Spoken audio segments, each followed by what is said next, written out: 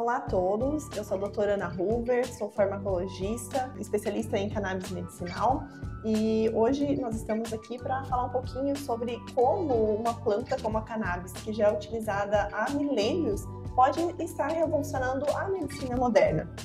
Então, a cannabis, né, ela é uma planta milenar, ela já tem registros de uso desde do Egito Antigo, da Ásia, onde se encontraram vestígios do seu uso para diferentes finalidades.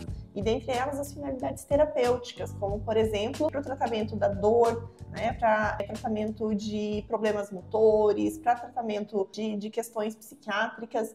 Então, o uso, ele não é uma coisa muito recente. Mas o que aconteceu? Né? A cannabis, pela maior parte da história da humanidade, fez parte das plantas que as pessoas tinham contato, faziam uso, e num menor período, que é justamente o período em que nós vivemos, é que essa planta passou por um período de proibição. Então passou a ser algo proscrito, algo que não se poderia utilizar de nenhuma forma, tampouco para tratamentos medicinais. E esse período obscuro da nossa história, onde houve essa proibição do uso da cannabis, acabou atrasando muito, principalmente a pesquisa. Hoje a gente sabe que para fundamentar um tratamento, a gente precisa da evidência científica, a gente precisa entender qual a dose desse tipo de produto que é adequado em cada situação. Não se poder utilizar durante todos esses últimos anos atrasou muito nesse aspecto. E agora, desde a década de 60, especialmente, foi quando um pesquisador israelense, o Dr. Rafael Mechoulam, conseguiu isolar o THC e, com isso, definir que essa substância, né, o tetrahidrocannabinol, era o responsável pelos efeitos da cannabis fumada, que se passou novamente a ter um maior interesse de pesquisa sobre esse tipo de compostos. Em contrapartida, no Brasil, também havia um movimento com o professor Elisaldo Carlini, né? O professor Elisaldo Carlini, que faleceu agora recentemente, ele é um grande responsável por descobrir que o CBD, o canabidiol, tem um potencial para o tratamento da epilepsia. Então, foi a partir das descobertas do professor Carlini, que foi um grande pesquisador brasileiro, e ele, juntamente com o professor Rafael Mechoulam, são os grandes pais da cannabis no mundo, é que hoje nós conseguimos estudar novamente esses compostos e acontece o que nós estamos vendo, né? Uma difusão do uso da cannabis para várias finalidades. Sejam elas para epilepsia, que já está melhor consolidado, para dor, para distúrbios de humor, para o sono, para o Parkinson, Alzheimer. A cannabis, ela possui, né, diversos componentes. Entre esses componentes, nós temos uma classe que nós chamamos de canabinoides. E esses canabinoides, que hoje já temos descobertos em torno de 200, um pouco mais, são os compostos principais ali que dão os efeitos terapêuticos que a gente vem estudando. Dentre esses canabinoides, o CBD, o THC, o canabigerol, o canabinol, são várias substâncias que têm um potencial. Então, de todas elas, temos muitas que são de interesse farmacológico, apesar de que os estudos são mais voltados para o THC e CBD. E isso tudo fez com que a gente descobrisse um pouco mais sobre a forma de ação desses compostos, né? Que basicamente eles atuam sobre um sistema de neuromodulação do nosso organismo, que é o sistema endocannabinoide. Então, o sistema endocannabinoide, descoberto nessa época de 60, ali, com as pesquisas do professor Carlini, do professor Mechoulam, a partir do isolamento do CBD e THC, os pesquisadores conseguiram evoluir nessas pesquisas para determinar como que essas substâncias agem. E foi descoberto, então, que haviam receptores no nosso corpo que são específicos e que, especialmente o THC, consegue se ligar e desempenhar diversas ações, né? Como foi descoberto que haviam receptores para onde esses compostos conseguiam agir, obviamente, o receptor ele não existe sem que haja algo endógeno, algo do nosso próprio organismo que também consiga se ligar ali. E isso levou, então, à descoberta desse sistema endocannabinoide completo como a gente conhece hoje, tendo os canabinoides endógenos, que são as substâncias naturais, então é a nossa maconha natural que o nosso corpo produz. Temos os receptores, que são os locais das nossas células onde essas substâncias conseguem se ligar. Temos as enzimas, que servem tanto para produzir esses canabinoides, mas também para conseguir degradá-lo, para que ele não permaneça por todo o tempo circulando no nosso corpo. E também descobrimos, né, que esse sistema atua de uma forma modulatória a nível do sistema nervoso. O que seria essa modulação, né? Essa modulação, basicamente, pensando nos nossos neurônios, né? Nossos neurônios são as células que fazem com que o nosso sistema nervoso se comunique, né? Que transmita informações, que as nossas funções, como a função motora, cognitiva, o pensamento, as memórias, tudo isso possa acontecer. Então, os canabinoides, eles atuam de forma modulatória, né? Porque, basicamente, né, nosso sistema nervoso, ele é formado ali por diferentes sistemas, diferentes substâncias, né? Então, nós temos substâncias que estão muito ligadas ao controle da dor, ao controle do nosso humor, à consolidação da memória, ao aprendizado, né? E todos esses locais, nós temos receptores desse sistema endocannabinoide. Isso faz com que se perceba que eles podem atuar em diferentes situações do nosso organismo.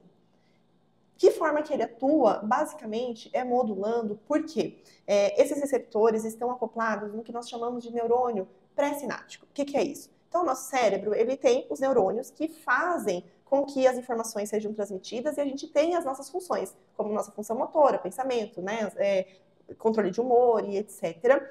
E essa conexão, essa conversa entre essas células acontece em um sentido, de um neurônio para o outro. Então, o neurônio que dá a informação, a gente chama de pré-sináptico, e aquele que recebe a informação é o que a gente chama de pós-sináptico. Então, numa transmissão normal, por exemplo, uma transmissão nas vias que regulam o nosso humor, vamos pegar uma substância, né, um sistema, que é o sistema de serotonina, sistema serotoninérgico. Então, no sistema serotoninérgico, a serotonina ela é produzida, armazenada no neurônio, e ela é liberada para atuar no neurônio seguinte, mandando informação para ele. O que acontece com o sistema endocannabinoide? A disposição dos receptores ela é invertida. Esse sistema, a produção dos endocannabinoides acontecendo no sentido de neurônio pré-sináptico para o pós-sináptico, nós temos a produção dos endocannabinoides no neurônio pós-sináptico, que é quem recebe lá a informação do sistema de serotonina, por exemplo, e nós temos os receptores acoplados no neurônio pré-sináptico. Ou seja, ele faz o sentido inverso. Ele sai do neurônio pós e vai atuar sobre receptores do neurônio pré-sináptico. O que isso significa? Qual é a informação? Basicamente, a produção desses endocannabinoides, ela acontece sob demanda, que é quando o neurônio está sendo muito estimulado. Então, a gente pegou o exemplo do sistema de serotonina, do humor, né? Se eu tenho muita serotonina ativando esse neurônio pró-sináptico, esse excesso de serotonina faz com que esse neurônio perceba que está recebendo muita serotonina e isso faz com que endocannabinoides sejam produzidos, liberados na fenda sináptica, no espaço entre os neurônios e consiga se ligar no outro neurônio pré-sináptico. O seu mecanismo de ação é basicamente levar a uma inibição da liberação da serotonina. Então vejam, algo que estava sendo produzido em excesso é reduzida a sua produção porque o endocannabinoide vai lá e fala para ele, olha, está produzindo demais, vamos diminuir. O mesmo acontece se eu tenho produção de menos. Se eu tenho produção de menos, então essa inibição deixa de acontecer. E o neurônio consegue voltar a atuar de uma forma naturalmente saudável, né? Por conta disso, então esse sistema, ele consegue modular o sistema nervoso. Porque eu peguei aqui o exemplo da serotonina, mas ele está lá no sistema de dopamina, que controla toda a parte dos nossos movimentos voluntários. Ele está lá no sistema de acetilcolina, que está muito relacionado com o sistema parasimpático, que é o que retorna o nosso organismo ao repouso, né? E também com nossos movimentos, com a nossa consolidação de memória. Está presente no principal sistema de inibição do nosso corpo, que é o sistema GABAérgico, com um sistema de maior excitação do nosso sistema nervoso, que é o sistema glutamatérgico. Ou seja, ele está amplamente distribuído por praticamente todo o nosso cérebro. E isso é muito importante, porque ele consegue com isso, com essa modulação, deixar nosso organismo em homeostase, em equilíbrio. Então, o que costuma acontecer, né? Um processo natural é que, conforme a gente vai envelhecendo, o sistema endocannabinoide é como se envelhecesse também. Ou seja, ele deixa de ter aquela capacidade grande de modular os outros sistemas. Então, a gente tem uma queda do sistema endocannabinoide. E essa queda do sistema endocannabinoide, que já é natural com o envelhecimento, assim como para todos os outros sistemas, né?